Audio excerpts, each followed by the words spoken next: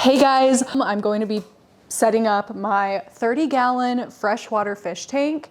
I haven't really shown it, but I've had this 10-gallon here cycling for like the last year, and then maybe 2 months ago I added fish and shrimp into it.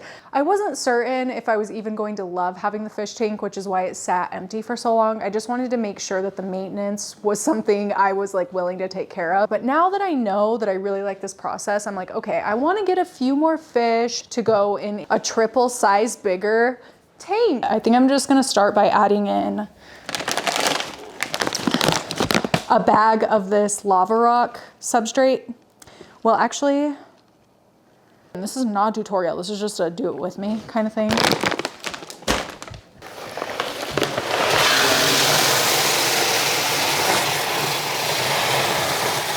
Ooh.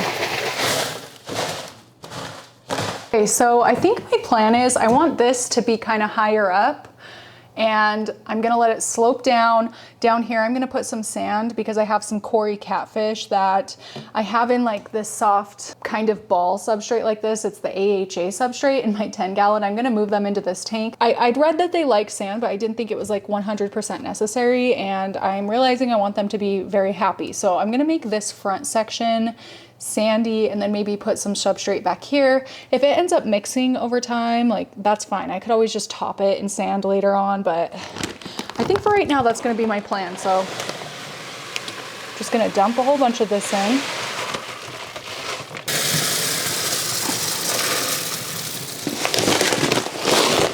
Like mound it on this side, kind of goes around, and then here I'm gonna put some sand. Hi, we're in my bathroom. I'm gonna rinse the sand. Two different kinds. This one's softer, this one's a little coarser. I think I'm gonna start with the coarser one and put it on the bottom.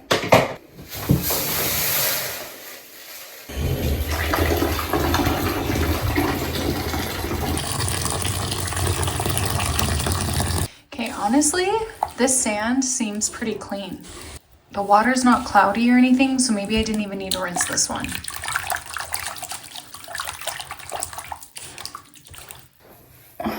All clean. I'm gonna go dump it in after I wash my hands.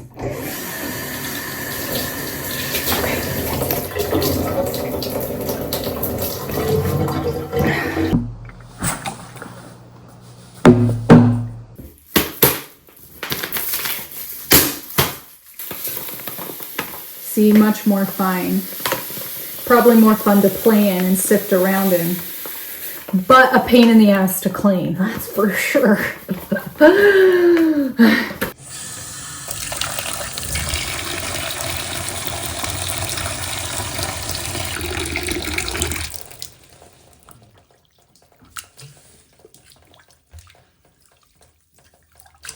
Rinse 1, rinse 2, 3, 4, 5, 6, we're getting there. 7, 8, 9, 10, or maybe 11. I might have double counted 8, but this is the last one. It's still a little cloudy.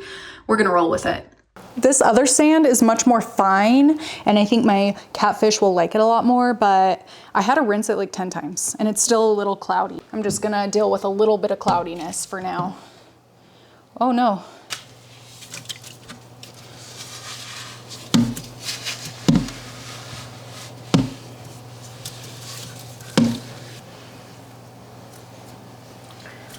Okay, one more. My back hurts. I think I'm gonna start adding the rocks. I don't really have a plan, as I said. I'm just kind of gonna plop things in, see how they lie. Like, I don't wanna overthink it. I'm definitely an overthinker, usually. And I'm trying to avoid that here because I could overthink this whole thing. And I'm gonna try and put some rocks down here. What did I get on this? What is that? It's like moss. I'm fine with that. Put some rocks here maybe to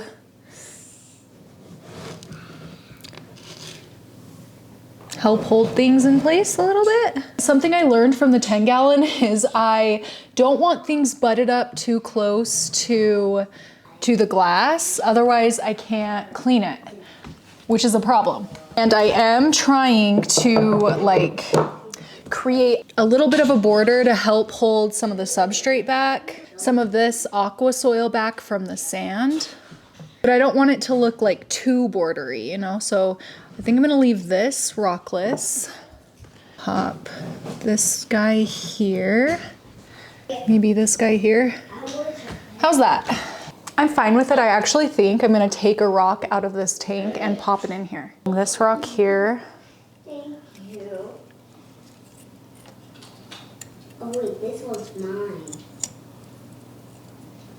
And that's yours. It's like mossy and cute.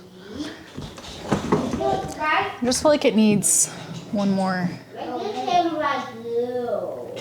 Right now, here's what we have. A bunch of rocks over here. Kind of tried to use this as a little bit of a border to keep the sand and these things separate. Over here, it's probably gonna mix a little bit, but I actually think we'll come back to this in a minute. I have an idea, we'll see.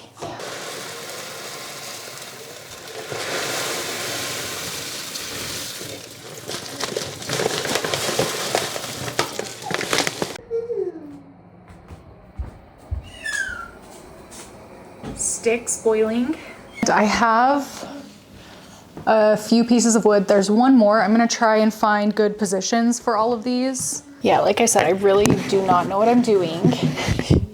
I'm just gonna mess around with it.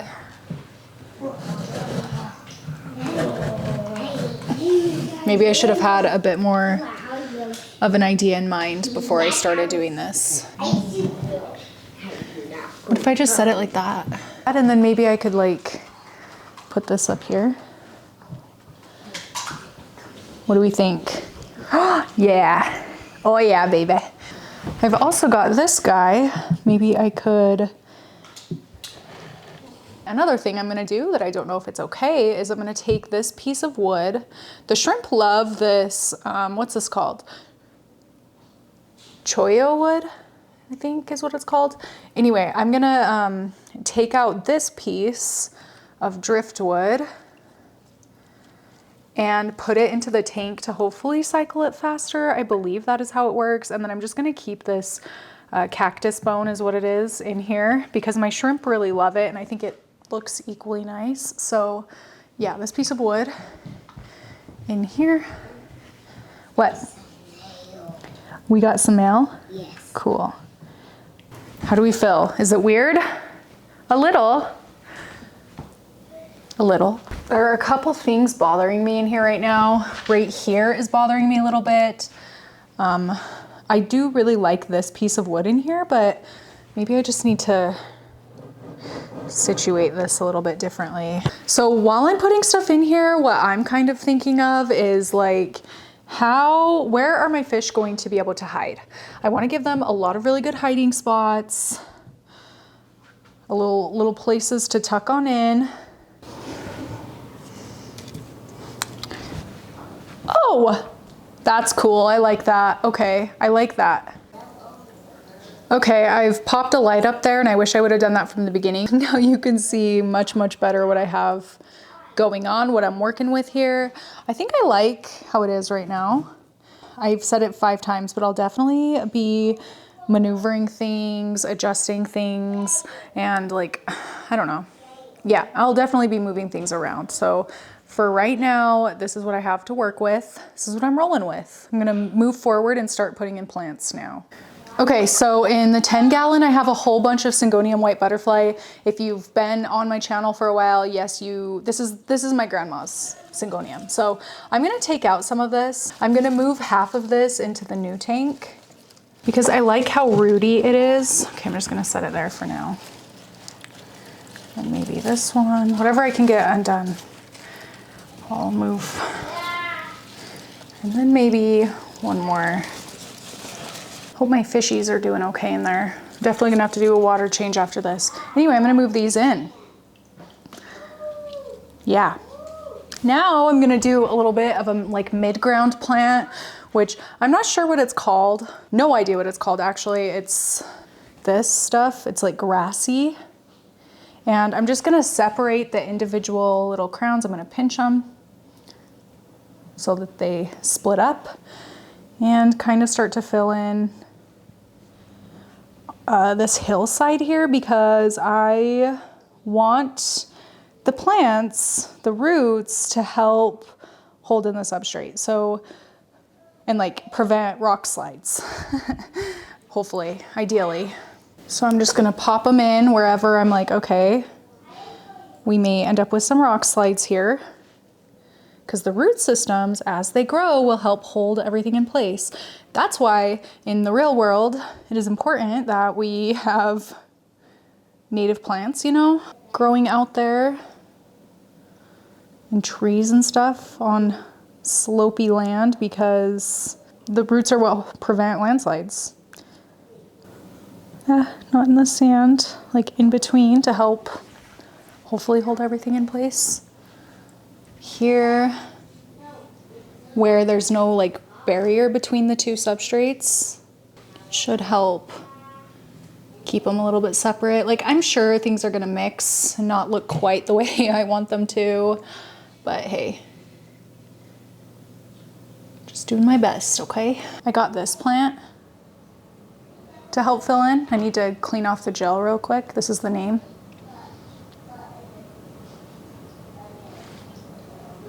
Keep a little border.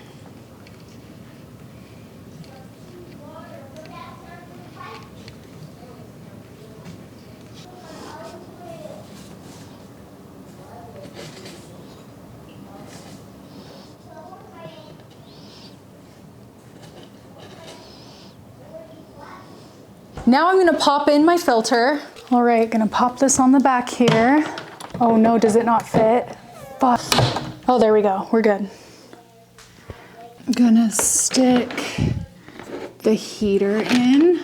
I got this air pump, which I have never set one of these up before, so another trial thing for me. But I thought that my fish and probably the plants would like it a lot more. And since I'm upgrading to a bigger tank, there's like more space for this kind of thing. Okay, so this plugs in down here. Oh yeah, that'll reach. Okay, I'm gonna undo all of this doodahs. I truthfully hate this kind of thing, like setting up anything technical that requires instructions, which I should probably pull out the instructions. This is just not the kind of brain I have, you know? I don't really have a good brain. I assume this goes here. Drip loop? What the fuck? What's a drip loop? Oh, drip loop.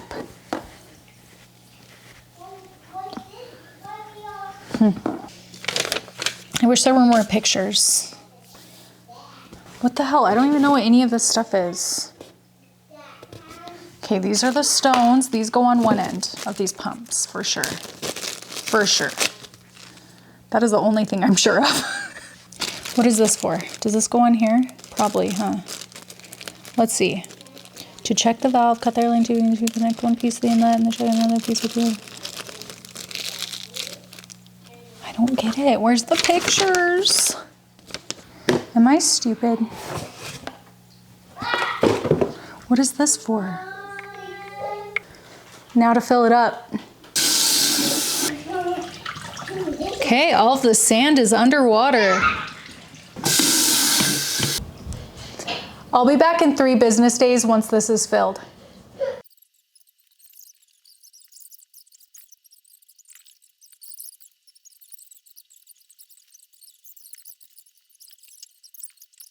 Cheese. I need more. I know. I want more. Yeah.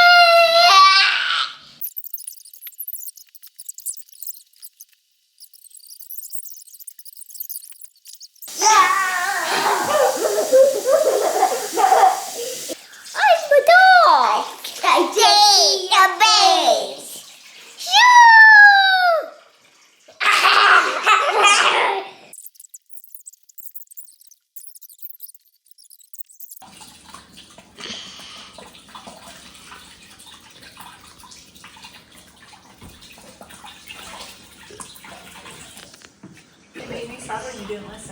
Maybe you could stand by the big fish.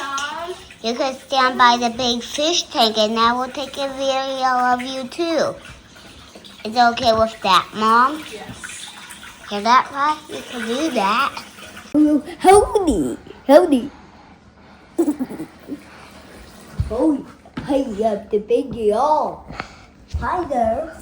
What's the problem? We're almost there, and this is the point where I'm starting to feel overwhelmed. I love my stresses. It's huge. Well, I think it's huge. Oh my gosh. Okay, it does not look that big in video, but in real life, it feels massive. What if I'm too weak? Oh. Tank is officially cycled. There was an ammonia and then a nitrate spike.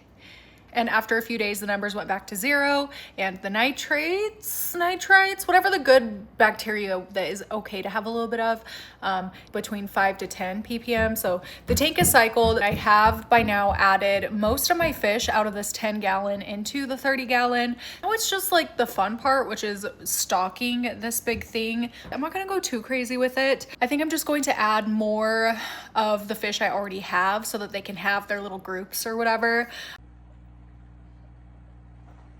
Welcome back about a month later. This is my last little step to finish off my fish tank swap. These fish have been in here for close to a month now. The tank has been set up for almost 2 months now. Well, a little less than 2 months now. Fully cycled. I've been testing the water every single week and the water looks great. So I'm not concerned with having to move everything out of here back into this tank for any reason. So I am finally going to take this down. Removing the rocks, which I'm just gonna go put in my kitchen sink for a minute. But today I'm just gonna drain out the water.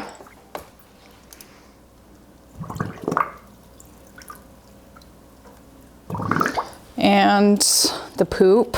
Wow, there's so much poop from frickin' snails.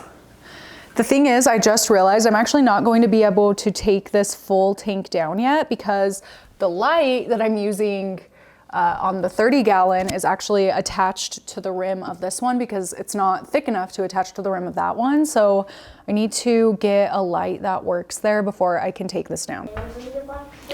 Nope, I'm draining the water here when I'm done with this. I know, baby. Just gotta be patient, bud. I can't be patient. Why can't you be patient?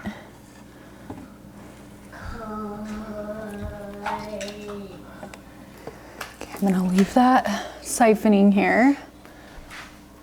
Since I treated my Ember Tetras for ick with Ick X and a couple salt treatments, I'm just gonna dump this outside. I don't really want this in my plants.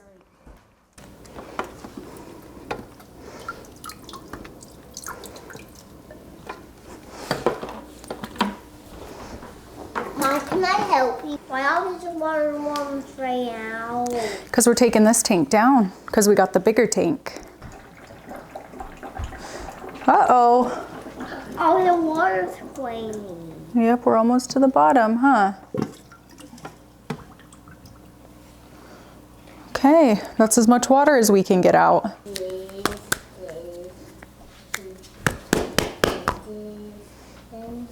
I guess that means I can take off the filter. Filter hasn't been running in a couple of weeks. I finally decided to stop it. Gonna take out the heater.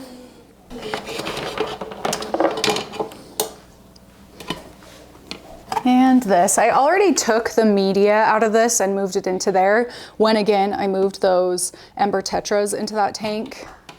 And at the point I knew it was going to work out, so yes. Okay, take this all to the sink because I am going to clean it. Don't climb on the table, please. Oh wait, here you go. A very exciting update about this tank. I have a variety of about 20 different Skittle shrimp in here. There's like a little bit of everything in here. Some orange, yellow, red, blue, black, little shrimps in here. They are so cute. I love them. Like, I think I love the shrimp more than the fish, if I'm being honest. Well, the fish are fun too. Anyway, I started to notice that I wasn't seeing very many shrimp around, and I was like, oh my gosh, are all of my shrimp dying and then the catfish eating them? Because as much time as I spend just sitting here staring into this tank, I maybe was seeing like 4 of my shrimp consistently. So I was kind of thinking they were dying. Last night I did my pre-bed ritual where I drink my tea and just stare at my fish. And I noticed a whole bunch of baby shrimp in here. You can barely even see them. They are so teeny tiny. They're smaller than the bladder snails, which are already pretty small. The thing is, where I have a variety of colors of shrimp, when they breed, they revert to the wild type. So they are the wild type, but I still think they're beautiful, and I kind of don't care if they revert to brown. That doesn't bother me. As much as I love the rainbow colors, like, I'm fine with having wild type shrimp. So there's a whole bunch of little baby shrimp in here, and they are so cute. It's so fun. I'm very excited to see where the shrimp colony goes and like how many shrimp I end up with. There are a lot of hiding spots in here, but I do foresee a lot of the baby shrimp becoming like live fresh food for my fish, which honestly, I don't really have a problem with that. I'm fine with that. Like, that's natural. It's free food that I can provide for my fish. I think it's probably really good for their enrichment to have like live food like that, or something to predate on or prey on. I don't know. It's probably really good for them. So I kind of don't mind that if just even a few of the baby shrimp grow up to be adult shrimp and like continue to breed. I'm totally okay with that. So I'm very excited to see where this goes. But that was something, and it was so weird because I'm shocked that I didn't. Oh my goodness, that's so cool.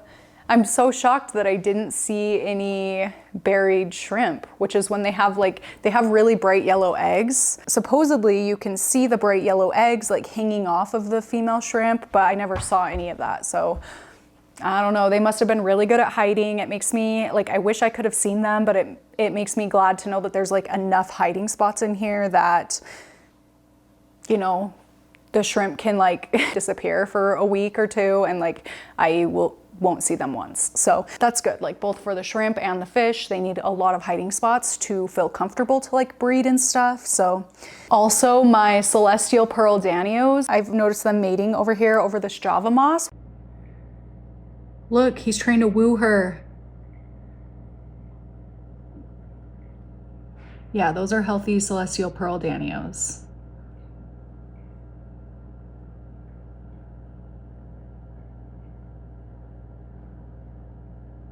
Wow, I can't believe I'm catching this on camera. This is kind of cool. That's the thing about the fish keeping. Like, I could sit here for literally hours and just watch the fish. Popping in a little over a month since I updated this video. So things are going to be a little out of order here, but I did want to give you some updates on the tank setup itself. 2 main things really. First of which being this and this, which are the Airstones. And I did get the Airstones figured out. That's what this contraption here is. I guess I'll get to that in a sec. I had a hard time getting the Airstones to stay down. If you look closely through this little skeleton eye here, you could see one of the stones right there putting out the bubbles. So where I had a hard time getting the Airstones, like tubing and the stones themselves, to stay down and in place because they just wanted to float, I decided to put them inside of this skull aquarium decor piece. I've had this for a long time. Originally, Ryan and I were going to make a bonsai in it, but we never ended up doing that. So I think it is a great fit in here.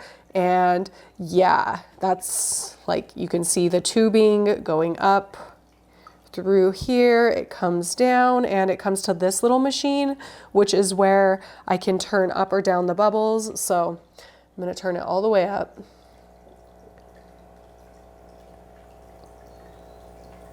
Yeah, it does put out a lot of bubbles. Try and block this with my body back here. It does create a lot. Let me get a blanket.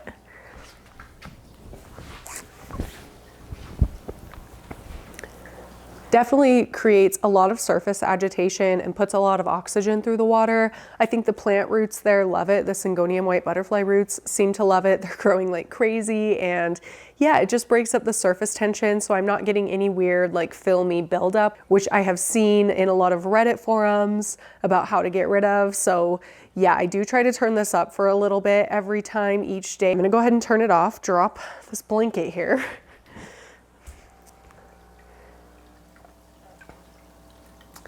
That is update number 1. And update number 2 is that I actually got a light for this aquarium, which is why I no longer have the 10 gallon sitting here. I officially took it down. It is downstairs in the bathroom. I'm gonna give it a good wipe down, and may end up setting it up again at some point in the future. It probably won't be like this summer or anything like that. Maybe next winter I'll get it reset up and find a better spot for it, maybe in my bedroom or in my office downstairs. I don't know, we'll see. That'll be a while from now. But yeah, I did get a light that fits on this tank, this 30-gallon tank. It is a full spectrum light, and the plants are growing really, really well on it. Everything's just kind of popping off. And I also love that where it puts out a lot of red light, it kind of offsets the brown of the tank, which, like, don't get me wrong, the tannins are definitely still in the water. It's still very, very brown, but it does just help take away a little bit of that look. They think I'm about to feed them, so they're all congregating here. I was trying to see if they would come to, yeah, they're gonna all start swimming to my hand over here. That's so cute. And okay, I have to drop the blanket again. Sorry for the backlight, but it has this little, I could set a timer on it. I haven't gone out of town or anything, so I haven't had to set on the timer. I just manually turn it on every day, but the light also has like different modes. So let's see, red light, blue, green, pink, orange, blue,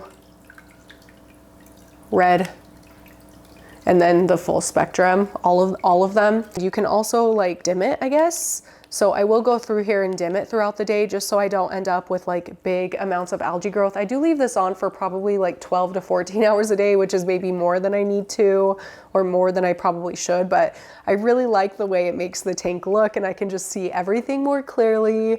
And I want the plants to grow really well. I do really, really like this light though. You can set it to do a 24-hour cycle, which is awesome. Oh no, is that shrimp stuck? There's like a shrimp hiding right there. It's not stuck. But yeah, that's the other little update. Everything is running very smoothly. I still love the tank. It has been a great addition to my life. And yeah, I love my little fish. This foam shape, I've claimed this one as my own. Use it as my little kneeling pad to sit really, really up close and watch my fish. I do this every night and pretty much every morning when I drip my coffee too, and really inspect them and make sure everything is going okay. Nobody is sick or has any weird spots or injuries or anything like that. So I guess that kind of brings me to the last little thing I want to talk to you about, like tell you a little story about this fish tank. A big reason I decided to upgrade to the 30-gallon is because when I initially bought my fish, I thought I was buying Ember Tetra and Neon Tetra. And you know, when you buy fish from a big box pet store, they are not very healthy. I will never make that mistake again. I will not be buying fish from Petco or another big box pet store like that. But I didn't know what I didn't know. So anyway, I bought my fish initially from Petco. All the fish in the tanks were teeny tiny and like super, super pale. They clearly were not healthy, but like I didn't know what I didn't know. And also I trusted the employee to grab the fish that I told them I wanted. Well, I get home after so long, the fish become healthy, they grow up, and I clearly had 3 extra types of nano fish than what I wanted. I ended up with 5 different types of nano fish. Thing is, with these fish, they're schooling fish, so now I have 5 types of fish that need to be in little groups of their own kind. Otherwise they're stressed out and they're not going to live a very happy life. Even though I couldn't supply them with like full schools, I just wanted them to have like 3. Please watch out for my camera. I need you to go away from my camera. Thank you. Thank you. I even wanted them to just have little schools, like 3 or 4 fish of each kind. Obviously, I don't want to overstock it, but I want them to have friends that are like them. So yeah, I ended up with the Embers, the Neons, Celestial Pearl Danios, blue-eyed rainbow fish, and then I think they're called red neon rainbow fish. They're also blue-eyed. So when I noticed that, I was like, okay, I'm gonna go to the pet store like every week when they restock and try to find some more of these fish to help fill in the gaps. School-wise, I was unable to find them. At that point, I'm like, okay, I will order online. There really were 3 main fish stores I was looking into buying from: Aquatic Arts, Dan's Fish, and Shrimpy Business. Aquatic Arts and Dan's Fish, amazing. I got the red neons from Aquatic Arts, and then a few Celestial Pearl Danios from Aquatic Arts as well. Arrived amazingly from across the country. Next day shipping, got here in perfect, healthy condition. Great. The Dan's Fish and Shrimpy Business orders I did at the same time. I ordered at the exact same time, and they shipped the following week at the exact same time, 5:30 p.m. I got the notification that the fish were on their way to me. From Dan's Fish, I ordered the blue-eyed rainbow fish.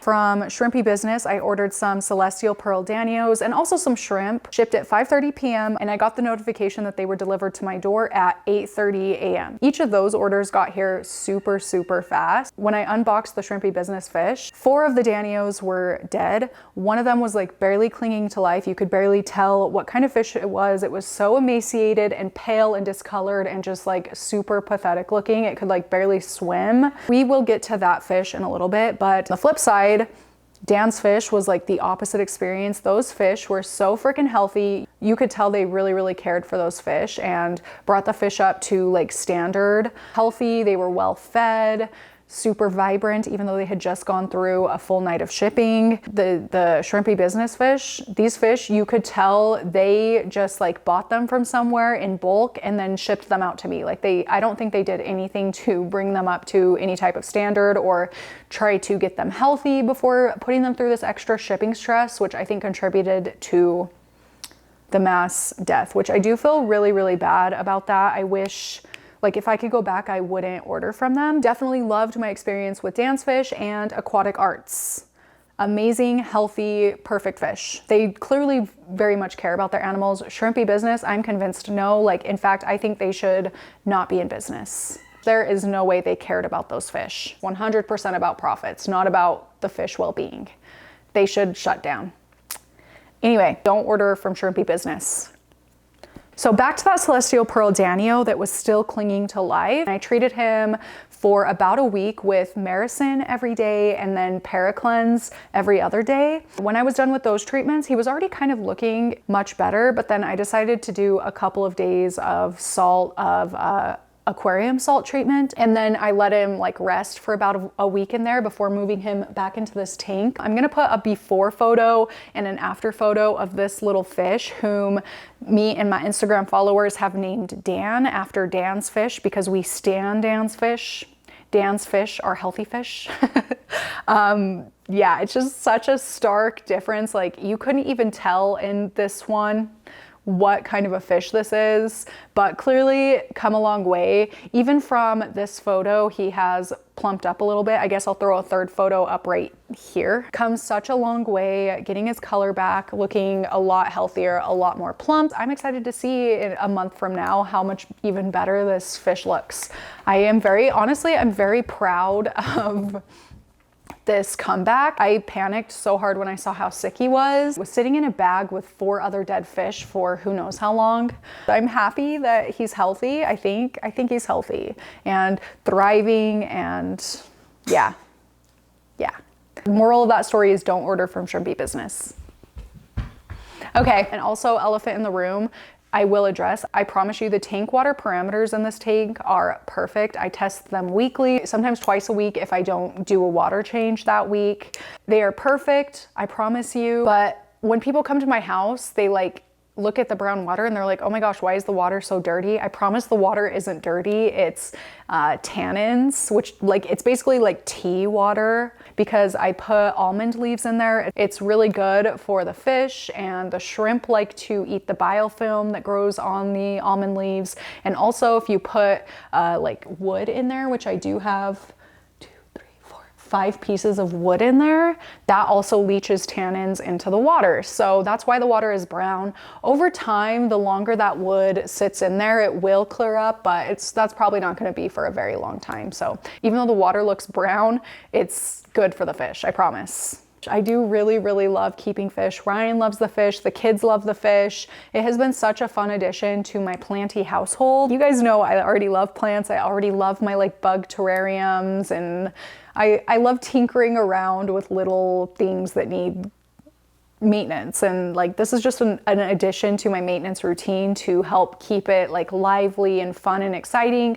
But also it's like a freaking lava lamp. It really is. I could sit here for hours. It's so calming. It's so fun to watch them, and I look forward to feeding my fish every day. If you have any questions about my tank, the foods I'm feeding them, or what the maintenance looks like in a week of having this 30-gallon tank, like I am all for making some tank videos. I don't know a whole lot, but I am good at researching, and I think I have a pretty good system going now. Also, I could show you what I have in my like fish first aid kit, what I keep on hand. So if there are any issues, I can like treat them right now instead of having to wait for products to get here.